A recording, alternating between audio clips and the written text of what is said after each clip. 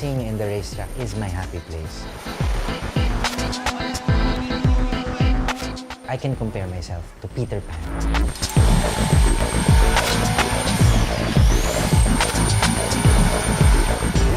The racetrack is my Neverland.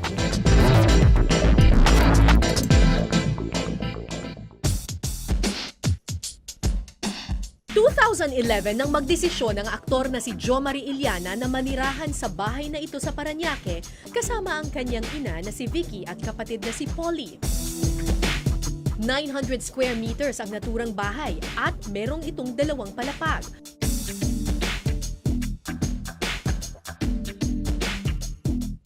So this house, ilang years na kayo dito sa bahay na 2 years na. Pagka may okasyon, kami yung nag-iimbita sa iba naming kapatid, sila yung nagpupunta dito. Nice. At yung pamilya mo mukhang napaka-prayerful. Kasi pagpasok mo pa lang dito sa bahay, puro mga imahe na ng mga santo, Santo Niño, Our Lady of Peñafrancia, di ba? Nuestra Señora Peñafrancia. Tapos doon, puro ano pa rin? Puro Ano mga yan? imahen. Yung grupong napakarami kay mom yan. Okay. Ako meron akong grouping ng sarili ko. More dito yung sa akin. Yung mga Santo Niño, Ito si Burugoy. si Burugoy. Burugoy. Yun yung tawag ng mami ko sa kanya, Burugoy. Bakit? Since nag-umpisa akong kumarera, ito yung lagi kong kasama. What do you mean? lagi mo- 1996, lagi ko siyang dinadala. And mukhang magaling naman atang mag-alaga si Burugoy kasi hindi ka pa na-aksidente kahit kailan sa tinagal-tagal mong nangangarera. Totoo. At ito ang Iliana family. Oo, ito kami. Ginawa to ni Ryan eh. Kasi yung original nito, Mami, Daddy, tapos kaming apat. Oo. Si Ryan wala siya. Ay, oo nga. So, ang ginawa niya, gumawa siya ng bago, siningit niya yung mukha niya. So, nagkaroon kami ng litratong kompleto. This is you. Pang-apat ako. Kwento mo naman itong gallery. Para na-weirdohan naman ako. May mga Santo Niño dito. Tapos may gallery dito ng mga Ako, sobrang... secret love. Ano so, to eh? ito yung panahon na talagang gutom ka, buhat, workout. Nag-uumpisa. Model na ako ng underwear niyan. Long Wow, hair. long hair ka na. nun, ano? Kailangan kong bumalik sa ganyan. Wala akong choice. Kasi, Kailangan mo bumalik? yes, I have to weigh yung maximum pinakamagaan ko na weight. Bakit? Because of that series na sasalihan ko sa Korea. Oh, humanda kayo mga kapuso. Babalik si Jo Marie sa ganitong klaseng sa ganitong klaseng katawan. That's 160 to 165. Okay, simulan na natin ang tagutom.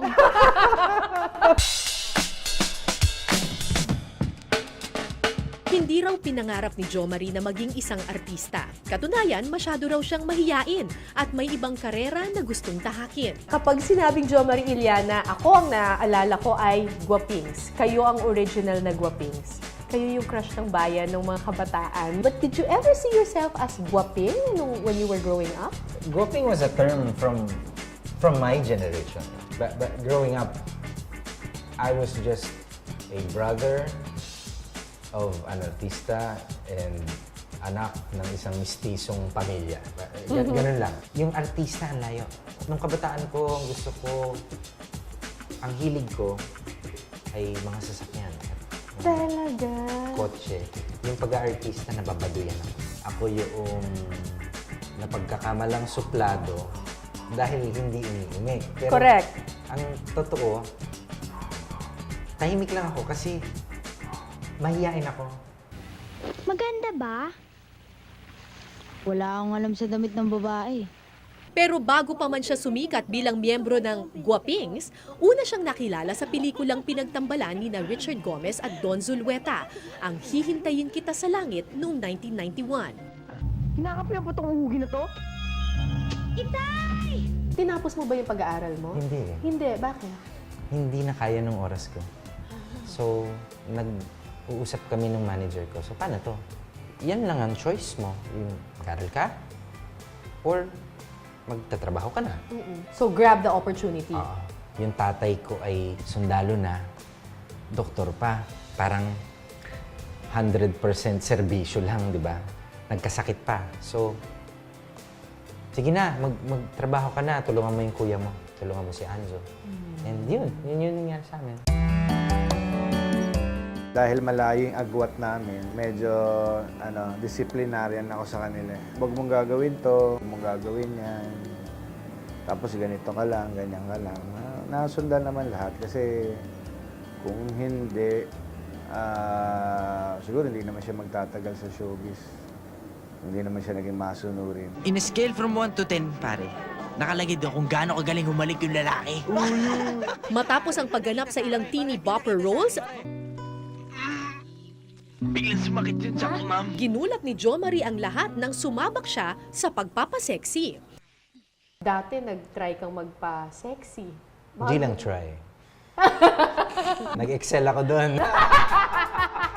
Nag-excel ka sa pagpapasexy. Nag-excel ako doon. Sige, angat natin ang konti yung bangko. As the very first Filipino underwear model, Akala ko shy ka. tinitingnan ko na siya as an art. Iba na eh. Tapos, model ka, meron kang ini-endorse na produkto. Nung nakita mo yung sarili mo on a billboard, proud ka sa sarili mo nun. Proud, yes. Pagod, yes. Good paycheck, yes. Mula pagmomodelo, nagtuloy-tuloy na ang kanyang paggawa ng mga sexy movies. Very hot and steamy yung mga love scenes mo, di ba? Parang enjoy na enjoy ka. Oo naman. Okay. Nice! Nice siya, oo. Kasi ang dami kong nakakatrabaho. Para sa akin, hindi siya laro. Sineryoso ko siya. Anong pelikula yung pinaka-proud ka na nagawa mo? Minsan pa. With Aramina. Aramina. At paano ka nabago nung pelikulang yon? Naghiwalay kami. So, ang sakit. Naghiwalay kayo? Yun yung time na naghiwalay kami ni Ara while doing that film. Kasi kayo pa nung Yeah. Tapos yung pelikula. wala na. Tapos yung pelikula, hindi na kayo. Umiiyak ako sa S-Files. In-interview ako ni Joey, ni Richard, tsaka ni Janice. Umiiyak ako, tapos kumanta pa ako. So, in love ka kay Aramina nung time na yon? Oo naman. Oo naman. Is she your one true love? Hindi ko alam. Bukod sa pag-arte, may isang bagay pang lubos na kinahihiligan itong si Jo Marie.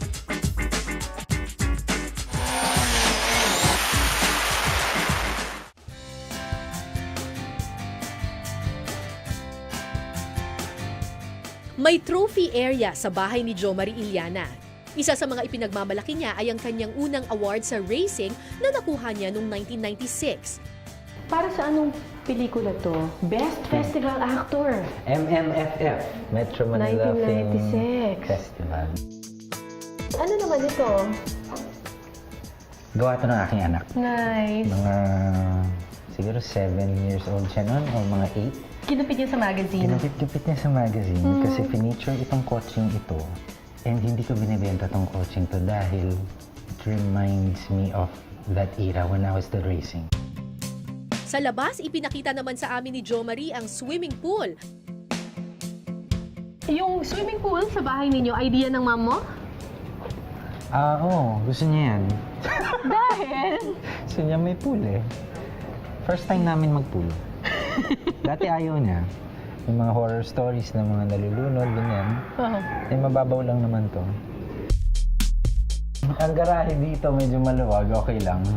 Nung bata ako, isa sa paborito ko yung garahe kasi hanggang nagkaroon ako ng sarili kong driver, ako naglilinis ng lahat ng sasakyan ko. Ano pangalan nito? Ito yung nasa magazine na color blue. Kulay blue, binuo ni Andre, kinatot niya. Oo. Pinalitan ko yung kulay, ginawa kong pula. Ganda! Nung naging pula na siya, dragonfly ang tawag ko sa Dragonfly. Hindi mo iisipin that this is a 1998 car. It's a 1998 AE101. It's a European version. Euro 2 ang tawag nila dyan. It has the same engine. 1998, so 15 years na to? Ah. Wow!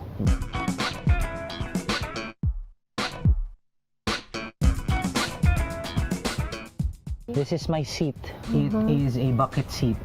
Hindi ako gagalaw pag nakaupo ako dyan. Para akong umupo sa loob ng isang balde. Okay. I have a 5-point na seat belt. Lahat na nakikita mo sa kotse ko ay sticker. Hindi yan pintura. Bakit sticker? Mas okay ba yon?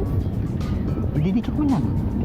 Hindi mo na kailangan masilyahan. Eh baka matuklap. Hindi mo na. Pwede siyang tuklapin. Pwede siyang tuklapin. Mas matibay siya. Ayun yun. Nice. Oh, ano naman pangalan nito? Osang. Bakit Osang? Rosana Roses, gano'n? Osang pangalan nito. Kasi, from brand new tong coaching to. So, bago siya. Nung hinuhubaran na siya, nakita ko kung ano yung itsura niya. Eh, mukha siyang mukha siyang bombshell. Parang sexy star. Oh, sige, pag-usapan natin yung karera sa kalsada. Ito ba yung sa Green Hills? Oo. Yung mga drag racing na mga illegal dati? Inabot ko yan. Ilang taong ka nun? 17. Oh, dapat wala ka pa lisensya nun. Student license ka pa Student lang. lang. So- Nahuli ka na? Hindi pa? Oo, nahuli ako Nahuli na ka rin. Jinggoy. Diyos ko, pasaway ka pala ng bata ka Nahuli talaga. ako ng Jinggoy. Hindi ko makakalimutan yan. First encounter ko with Mayor Jinggoy Estrada. Sa presinto? Oo, sa presinto. Diba ikaw yung artista, yung grupo, 3 kayo nun, diba? Sama mo yung anak ni The Boy. Opo. Sa lisensya mo. Yeah. He was very strict. Eh, sa kalye, kaskasero ka ba? Boring. Super boring ako. Super boring. Magmaneho? But smooth. Very smooth. Makakatulog ka. Ako yung Pero- paboritong driver ng mom ko. But what do you get from it? Anong thrill or saya ang nadudulot nun? Do you have a happy place, Cara? Racing in the racetrack is my happy place. I can compare myself to Peter Pan. Na racing in the racetrack and the race car is my Neverland.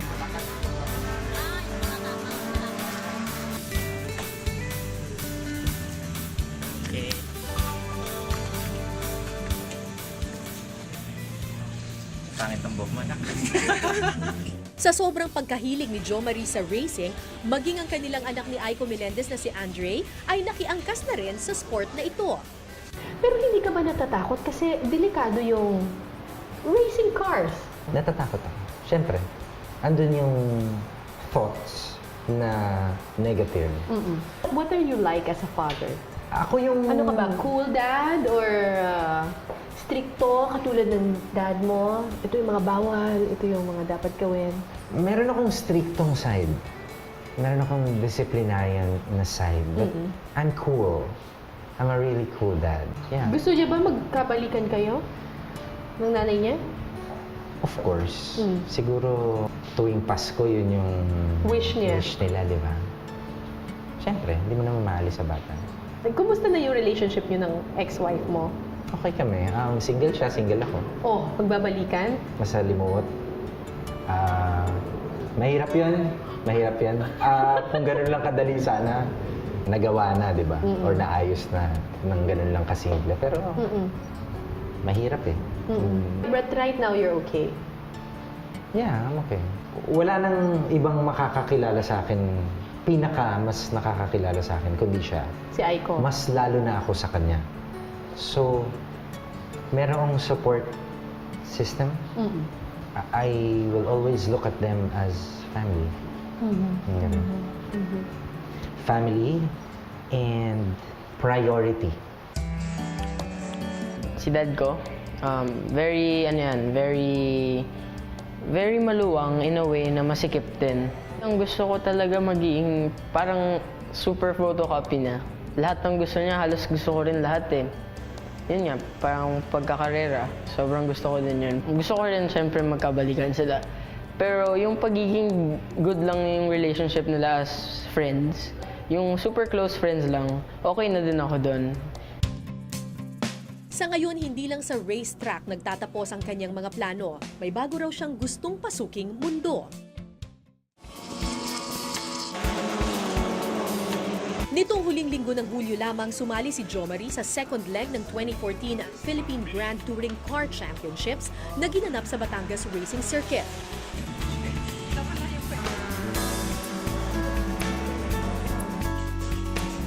Sinuportahan siya ng kanyang anak na si Andre at ng kanyang mommy Vicky.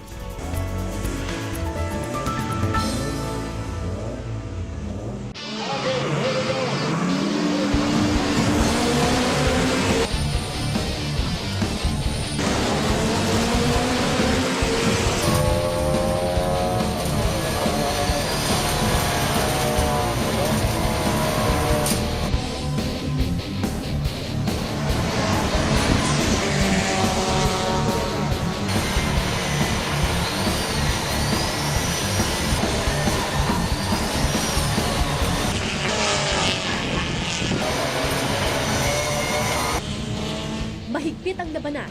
At sa kainitan ng karera,